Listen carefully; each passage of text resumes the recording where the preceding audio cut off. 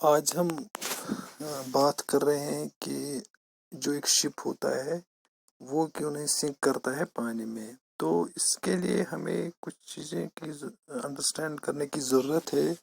جیسے کہ ایک چھوٹی سی سٹون اگر ہم لیں گے تو وہ کیوں سنک کرتی ہے، اور جو بڑے چیز ہوتے ہیں جیسے لکڑی کا ایک لاگ لیں گے ہم، وہ اس میں سنک نہیں کرتا. تو اس کے لیے اگر ہم پہلے یہ انڈرسٹینڈ کرنے کی کوشش کریں گے سمپلی کہ جو کون سی چیز پانی میں سنک کرتی ہے، تو اس کے لیے آپ کو یہ انڈرسٹینڈ کرنا ہوگا کہ وہ چیز پانی میں سنک کرے گی جس کی ایوریج ڈینسٹی واٹر سے زیادہ ہوگی. تو ہم انڈرسٹینڈ اس کیس کو کرنا چاہیں گے شپ کی.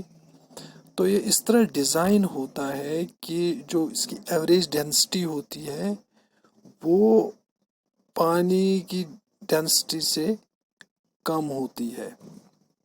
آپ کو پتہ ہے کہ جو شپ ہوتا ہے اس کے اندر کافی ایئر ہوتا ہے جس سے اس کی ڈینسٹی کم ہو جاتی ہے اور یہ پانی میں فلوٹ کرتا ہے.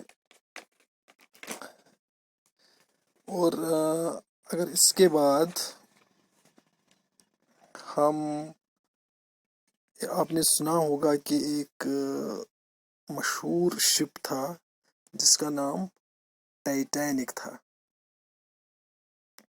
تو وہ ٹائٹینک کیوں ڈوبا تھا پانی میں، جس میں بہت سارے لوگ مرے تھے؟ تو اس کی وجہ جو تھی وہ یہ تھی کہ وہ ایک آئس برگ سے ٹکرایا تھا. اس آئس برگ سے کیا ہوا، اس کے اندر سوراخ ہوئے اس شپ کے اندر، اس میں سے پانی اندر گیا اور جس کی وجہ سے جو اس کی ڈینسٹی ہے وہ زیادہ ہو گئی اور یہ پانی میں ڈوب گیا. اس پانی نے